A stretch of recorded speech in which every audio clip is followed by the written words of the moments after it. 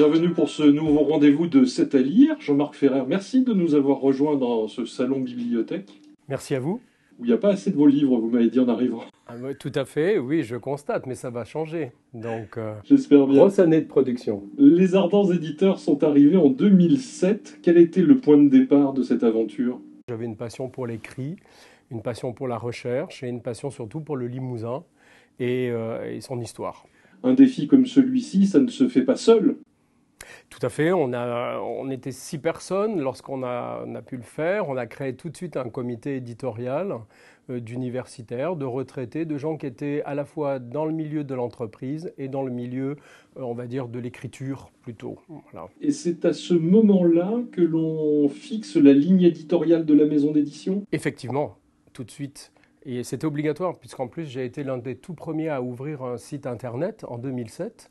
Je crois qu'aucune maison d'édition n'avait encore ouvert un site. Et donc, quand vous définissez un site internet en 2007, je peux vous dire que vous aviez intérêt à avoir une ligne éditoriale, parce que chaque onglet devait définir finalement la problématique de la maison d'édition. J'ai un qualificatif qui me vient au démarrage des Ardents Éditeurs, c'est exigence. Écoutez, je vous en remercie. J'espère qu'on est toujours à la hauteur. Maintenant, avec de nombreuses années, ça a été une des valeurs fortes et ça le reste, c'est celle de l'exigence.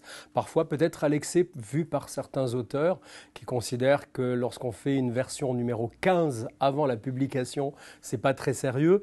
Moi, c'est une angoisse un peu permanente, peut-être ma déformation initiale professionnelle. Est-ce que cette façon de faire vous laisse, on va dire, une certaine marge de manœuvre? Est-ce que ça vous laisse aller parfois au coup de cœur? Oui, c'est même essentiellement le coup de cœur qu'on essaye de copartager. Nous, c'est toujours double lecture conflictuelle ou confrontée plutôt, entre deux lecteurs complètement indépendants. Et puis après, il faut bien que quelqu'un tranche. Et on le fait ça avec, maintenant de plus en plus de manière collégiale avec l'équipe, puisqu'il n'y a pas que le paramètre du contenu qui compte. Malheureusement, on reste dans un domaine économique et qui est très sensible. Aujourd'hui, on prend des risques quand on est éditeur? On prend beaucoup de risques, d'autant plus qu'on est resté sur une zone de chalandise qui est, ou de clientèle et de lecteurs qui est nationale, certes, mais dont la diffusion est surtout interrégionale. Ça, c'est un principe que j'ai depuis 2007. Tous les livres des Ardents Éditeurs sont produits, réalisés, façonnés en France, à proximité. J'ai été l'un des premiers à lancer ce qu'on appelle le slow book, le livre lent, qui est pour moi une valeur très importante, c'est-à-dire que si on fait un lectorat, on fabrique à proximité de lui pour, dans la mesure du possible, le moins impacter. Le livre a bénéficié d'un sursaut avec la pandémie Covid. Est-ce qu'on est toujours sur cette tendance? Alors nous, au niveau on a lu plus pendant ces 2 années? Oui, on a lu plus. L'édition indépendante, je crois, est fragile, mais elle se porte bien en raison du nombre de salons, de manifestations qui sont organisées et dans la mesure du possible, dans le sens où quand même les collectivités sont sensibles à cette question de la diversité de l'édition indépendante. Il y a des effets de mode dans votre métier? Il y a certainement des effets de mode. Après, comme vous me l'avez très bien dit, depuis 2007, on est exigeant. Et il y a une chose, c'est la ligne éditoriale qui n'a pas trop bougé, même si elle évolue, comme vous avez pu le constater. Ah oui, mais c'est lié aussi à un événement local, Toc et Porcelaine, qui est programmé au mois de septembre. On va parler de cuisine, donc aux Ardents Éditeurs. Et on va parler de quoi?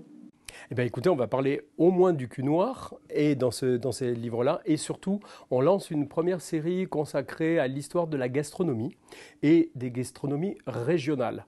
L'idée, c'était aussi de voir comment dans la gastronomie française, qui est, comme vous le savez, reconnue maintenant au sein de l'UNESCO, comment s'expriment les identités culinaires régionales. Et donc, on a travaillé pendant à peu près 1 an et demi sur celle du Périgord, avant d'attaquer, qui est bien avancée également, la cuisine limousine. Alors ça, c'est donc pour Toc et Porcelaine. Le mois dernier, au mois d'août, il y a eu une sortie également avec un exemplaire ici qui est consacré aux contes et aux contes de nos voisins, les contes du Périgord là aussi. Le conte du Périgord, c'est une série. Voilà, donc on avait sorti les nouveaux contes du Limousin, les nouveaux contes du Berry et avec une forte demande, on fait ceux du Périgord qui est désormais un territoire intégré à la Nouvelle-Aquitaine et que nous défendons particulièrement. Donc va sortir ce volume consacré, toujours avec Pierre-Jean Baranger en tant qu'auteur, qui est un des spécialistes du conte encore dans la région, et donc il est inventeur. Il utilise des lieux patrimoniaux dont il réinvente en fait des légendes. Il ne reprend pas des légendes qui auraient pu exister auparavant. Et Ameline Caillé, qui est une jeune illustratrice installée à Limoges et qui fait son premier livre avec nous. Donc ce transcorésien qui alimentait la Haute-Corrèze à partir de la préfecture, est-ce qu'on peut en voir encore quelques vestiges? Est-ce qu'il y a encore des choses à voir sur le terrain ou alors tout est dans le livre? Écoutez, dans le mystère du transcorésien, l'action se passe en 1913, au moment de la visite de Raymond Poincaré, le président de la République, qui a fait l'honneur de visiter le Limousin, le Périgord et le Quercy.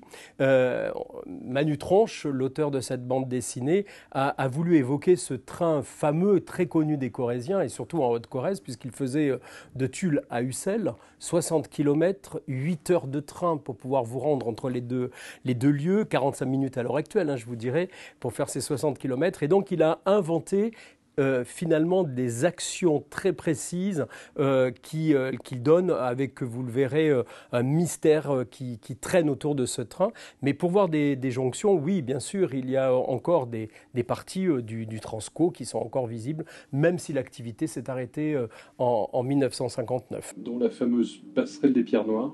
C'est ça, que l'on voit en couverture et dans cet esprit de bande dessinée franco-belge. Manu Tronche est un auteur très sûr, il marche très très bien. C'est vraiment le retour, on est très très content. Cette période des pieds nickelés, des grandes actions de personnages incroyables. Merci d'être venu jusqu'à nous, Jean-Marc Ferret. Merci à vous. Merci de nous avoir suivis et à très vite pour un prochain C'est à lire.